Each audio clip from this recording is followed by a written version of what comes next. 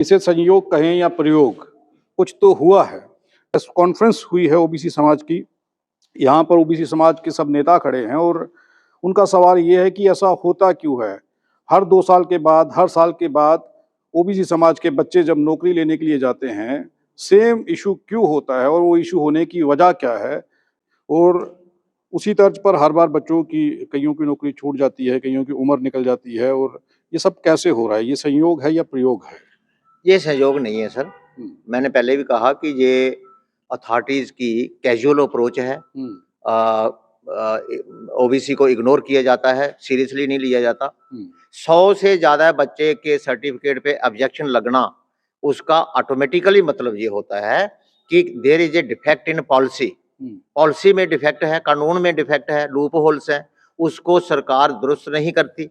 100 बच्चे का सर्टिफिकेट गलत डिक्लेयर होना, इसका मतलब क्या है? इसका मतलब है कि कहीं ना कहीं कुछ गलती है, पॉलिसी जो है वो गलत है, वो उसको दुरुस्त करने की जरूरत है। या फिर जो एडमिनिस्ट्रेटिव यूनिट्स हैं वो इग्नोरेंट हैं, वो भी इस मसले को सीरियसली नहीं लेते और वो इररिस्पांसिबली 100 बंदे को रिजेक्ट करने का क्या मीनिंग होता है? वो तो पूरी लिस्ट रिजेक्ट हो रही है, ओबीसी के सारे कैंडिडेट रिजेक्ट हो रहे हैं। 200 कैंडिडेट टोटल है, 100 रिजेक्ट हो रहा है। तो इसका मीनिंग ये है कि कहीं ना कहीं एडमिनिस्ट्रेटिव जो प्रोसीजर है उसमें डिफेक्ट है। इतने बड़े बड़े अधिकारी हैं, पढ़े लिखे हैं, आईएएस केएस करके आए हुए हैं, उनको अगर ये पता नहीं है कि जो अगर किसी चीज का नॉमेनक्लेचर चेंज हो जाए तो वो जो सर्टिफिकेट पहले का इशूड है वो इनवैलिड कैसे हो जाएगा? कैसे हो जाएगा? ये तो किसी आम बंदे को भी पता है कि जो भी कानून बनता है वो अपनी डेट से आगे को चलता है, पीछे थोड़ा ही जाता है। उसका इफेक्ट पीछे थोड़ा ही जाता है। तो जो चीज आपने, तहसीलदार ने, सरकार ने एक सर्टिफिकेट जारी किया है 5 साल वैलिडिटी के लिए, तो वो अपनी लाइफ पूरी करेगा। उसके बाद जो होगा वो ऑटोमेटिकली नया नॉमेनक्लेचर आ जाएगा। लेकिन जो पुराने नॉमेनक्लेचर के सर्टिफिकेट हैं वो ऑटोमेटिकली वैलिड होने चाहिए। ये कॉमन सेंस की बात है, मुझे नहीं लगता इसमें कोई क्लैरिफिकेशन या इसमें कोई कोर्ट केस की या जज की डायरेक्शन चाहिए। लेकिन इतना लो कॉन्फिडेंस, हमारे अधिकारियों का इतना लो कॉन्फिडेंस और इतना मतलब इसको इशू बनाना कि पुराना सर्टिफिकेट नहीं चलेगा, ऐसे कैसे हो सकता है? क्या जो नॉमेनक्लेचर चेंज हुआ है, क्या उसमें गैजेट नोटिफिकेशन में लिखा है कि पुराने सर्टिफिकेट वैलिड नहीं होंगे? नहीं लिखा है। मतलब सतिया साहब, हो क्या रहा है ये आपके नजरिए से? आज प्रेस वार्ता की है आप लोगों ने, हो क्या रहा है? वजह क्या है? ऐसा क्यों किया जाता है? एक बार नहीं, हर बार ऐसा होना। ये जानबूझकर ओबीसी समाज से एक धोखाधड़ी है। एक तो मैं पहले भी कह चुका हूँ कि जॉब्स की बहुत ज़्यादा मार पड़ रही है और फिर तरह तरह के हथकंडे अपनाए जा रहे हैं ओबीसी समाज को पर्टिकुलरली अपने हक से वंचित किया जा रहा है। 100 बच्चे को जॉब मिलना था, एक परिवार चलना था, एक घर बसने थे, लेकिन उनको जानबूझकर उनके सर्टिफिकेट में किसी तरह की अनवैलिड कमी दिखाकर उनको रोक दिया गया। आप ज्वाइन ना करें। क्यों ज्वाइन ना करें?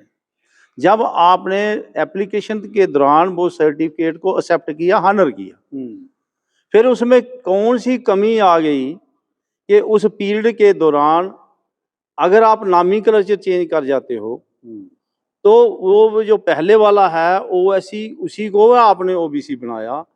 अब 2-2.5 साल के बीच में, उसका पीरियड 5 साल था, तो 2-2.5 साल के बीच में दोबारा वो सर्टिफिकेट बनाए। ये तो सरासर गलत है।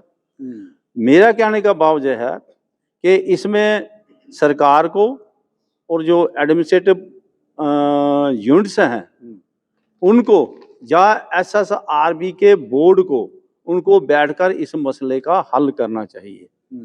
अगर नहीं वो हल करते तो मेरे ख्याल में एसएसआरबी बोर्ड जो है वो सरासर गलत है और वो अनजान है और जानबूझकर वो, उनको हो सकता है किसी का इशारा हो कि इनको जानबूझकर इग्नोर कर रहे हैं, उसको हम बर्दाश्त नहीं करेंगे, किसी भी लिहाजे में बर्दाश्त नहीं करेंगे। हमको रोड्स पर आना पड़े, हमको प्रोटेस्ट करना पड़े, हमको कोई बंद करना पड़े, हम हर हिला बरतेंगे और अपने हक के लिए मरते दम तक लड़ेंगे। इसका इशारा हो सकता है। Maybe there are so many organisations कि उसके बिहाइंड सम कुछ हो ना जी, इनको आप रोक के रखिए। क्यों रोक के रखिए भाई? They are also the citizen of India, they are also the citizen of J&K state. वो तो यहाँ बच्चे हैं, हमारी जायदाद है। बच्चों के बिना कोई जायदाद नहीं है। सबसे बड़ी प्रॉपर्टी हमारे बच्चे हैं, और वो देश के नौजवान शहरी हैं, समाज के नौजवान शहरी हैं। अगर वो काम करते हैं, ड्रग्स से बचेंगे, हल्ले गुल्ले से बचेंगे और अपने परिवार स्मूथली चलाएंगे, एक गुड सिटीजन जो है वो बनकर बाहर आएंगे। जी राज साहब, ये चल क्या रहा है, क्यों ऐसा हो रहा है? 100 से ज्यादा बच्चे जो हैं उनके साथ ऐसा होना, और हर साल होना, ये जो हो रहा है इसके पीछे की मंशा भी सतिया साहब ने कहा कि किसी का इशारा हो सकता है। क्या लगता है आपको? देखिए सर, ऐसा है, जो जेके सर्विस सिलेक्शन बोर्ड जो है, इन्होंने जैसे उन्होंने एप्लीकेशन दी थी उसी वक्त ये पॉइंट आउट करना चाहिए था, और ये सर्टिफिकेट ओबीसी जो ओएससी था उसको कहना भाई जाओ भाई बना के लाओ, और ओबीसी जो है वो हमें प्रोड्यूस करो, और हम उसी हिसाब से जो है इनकी जो सिलेक्शन जो भी है वो होनी है। अब बड़े अफसोस की बात है कि इन लोगों ने पहले भी दो तीन साल पहले भी ऐसे हुआ, अब भी ये वही सेम हो रहा है। फिर उसकी क्लैरिफिकेशन ले लो जनरल एडमिनिस्ट्रेटिव डिपार्टमेंट से, जहाँ डिप्टी कमिश्नर से, जहाँ भी है, जो भी है। देखो, it takes another 6 months 1 years, ये इन लोगों ने, इनकी एडमिनिस्ट्रेशन ये चल रही है, ये थोड़े होता है। लेकिन हम इसलिए आज जहाँ पर खड़े हुए हैं कि ये जो मसला जो पॉइंट आउट हुआ है, मेहरबानी करके इसकी इमीडिएट उसकी क्लैरिफिकेशन लेनी चाहिए जनरल एडमिनिस्ट्रेटर, जैसे उन्होंने पहले दी हुई है, और उसको इमीडिएटली वो लागू किया जाए। सर्टिफिकेट क्या है, वो पहले जो था ये इसमें 2021 और 2022 में जो बने हुए हैं, दे आर स्टिल वैलिड हैं वो। उसको 5 साल चाहिए उसको एक्सपायरी के लिए, वो सारे वैलिड हैं। सिर्फ बीच में 2024 में क्या आया था, उन्होंने उस चेंज हुआ था, उसको ओबीसी किया गया था, ओएससी की जगह ओबीसी किया गया था। लेकिन जो 2024 में जो बने हैं उनको तो ओबीसी लिखें, लेकिन पिछले वाला जो certificate that is very much valid. तो क्यों परेशानी है? तो फिर परेशानी ये लोग पता नहीं क्या करते हैं, कौन से लोग बिठाए हुए हैं यहाँ पर। तो हम ऑनरेबल हमारे हिज एक्सीलेंसी लेफ्टिनेंट गवर्नर साहब, उनसे ये रिक्वेस्ट करते हैं कि ये जो स्टाफ जो है इनको इंस्ट्रक्शन दी जाए, प्रॉपर वे से काम करें। बच्चों की सिलेक्शन का मसला है, उनको इमीडिएटली उनकी ज्वाइनिंग लिया जाए, और वो है उनको उनके ये जो मसला जो बना हुआ है इसको क्लियर किया जाए, क्लैरिफिकेशन लेके जनरल एडमिनिस्ट्रेटिव डिपार्टमेंट से, और उनकी अपॉइंटमेंट की जाए। ये मेरा कहना है। तो ये सिर्फ ओबीसी समाज के साथ ही होता है, हम ही लोग रह गए हैं, जितने भी वो बाकी वाले हैं। देखो हमें इस्तेमाल कैसे किया जाता है, मतलब कि हमें कहा जाता है कि सबसे ज्यादा पॉपुलेशन हमारी है, सब कुछ हमारे पास है, हमें दिया क्या जाता है, 2 से 4 कर देते हैं, और उसके बाद भी ये चीजें ले आते हैं।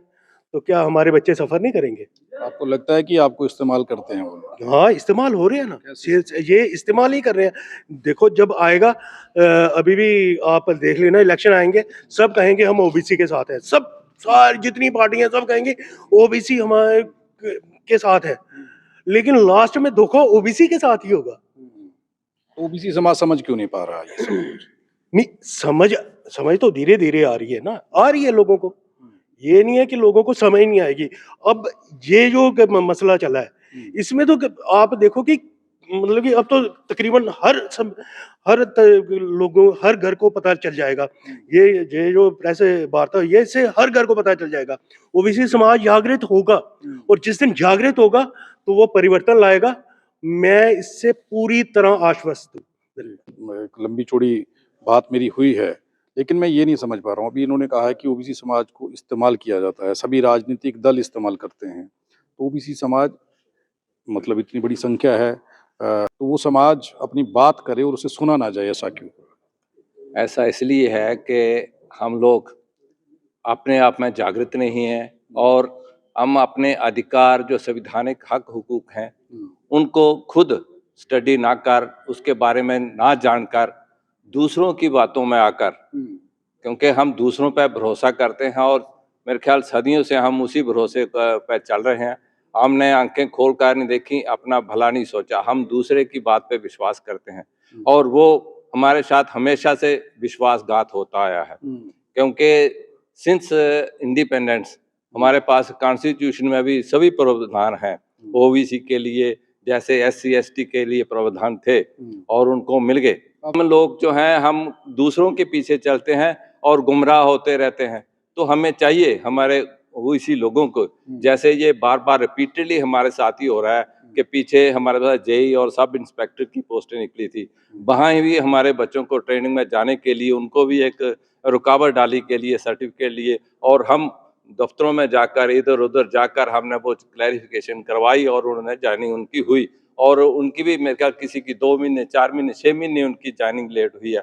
और जो सारा ये ब्लेम जो है ये एडमिनिस्ट्रेशन को जाता है जिनकी लापरवाही की वजह से। और आज भी सेम चीज हो रही है कि हम यही चाहेंगे कि अथॉरिटीज को इस पर सीरियसली सोचना चाहिए कि अगर सर्टिफिकेट ओएससी का बना था तो वो बच्चों ने दिया तो आपने एक्सेप्ट कर लिया उसको, जा तो जिस दिन उन्होंने एप्लीकेशन दी थी उसी वक्त आप बोल देते, वो अब तक बनवा लेते, मतलब दौड़ धूप करके बनवा लेते, आपने उस वक्त चुपचाप एक्सेप्ट कर लिया। अगर ये चीज है तो आप उसको वेरिफिकेशन किसी तरह की जो क्लैरिफिकेशन चाहिए तो आप तहसीलदार जिसने वो सर्टिफिकेट लगा है आपके पास तो फाइल में उसकी एप्लीकेशन के साथ सर्टिफिकेट है तो आप उसे वेरिफिकेशन करिए कि ये ओबीसी है, एससी है, ईडब्ल्यूएस है, क्या है, ये सर्टिफिकेट आपने इशू किया है ना, तो गवर्नमेंट की अथॉरिटी इशू कर रही है, गवर्नमेंट की अथॉरिटी आप भी है गवर्नमेंट की, तो आपका आपस में ही क्लैश हो रहा है। तो लेकिन पीसेस में आम आदमी हमारे बच्चे पीस रहे हैं। जी, फिर ये जो हुआ ये क्यों हुआ है? मैं इसी बात पे आऊंगा, तीसरा पॉइंट मेरा जो होगा, तो आप दूसरे पॉइंट पे आ जाओ।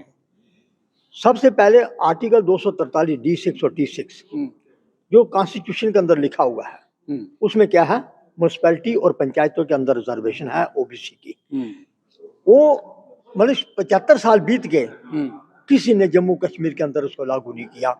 तो उसकी आवाज हमने उठाई, सरकार तक पहुंचाई और कोर्ट के माध्यम से भी और ना अपने लोगों को इकट्ठे करके उसके माध्यम से भी। आज आप देख रहे हैं कि पंचायती राज एक्ट 1999 और म्यूनिसिपल एक्ट 2000 का उसमें जो लाइन जोड़ दी गई है कि ओबीसी के रिजर्वेशन के बिना चुनाव नहीं होगा।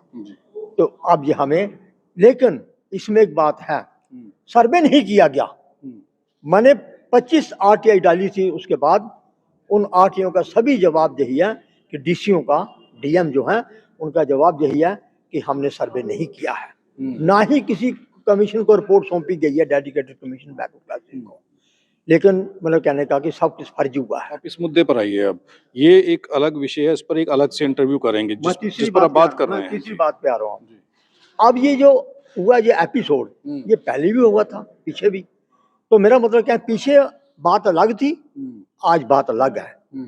उस वक्त बात थी कि जो लोगों का सर्टिफिकेट पहले इश्यू हुआ था ओएससी ओबीसी का उस वक्त नहीं था, आज ओएससी और ओबीसी का है। नॉमेनक्लेचर चेंज हो गया आज, मेरा मतलब कहने का।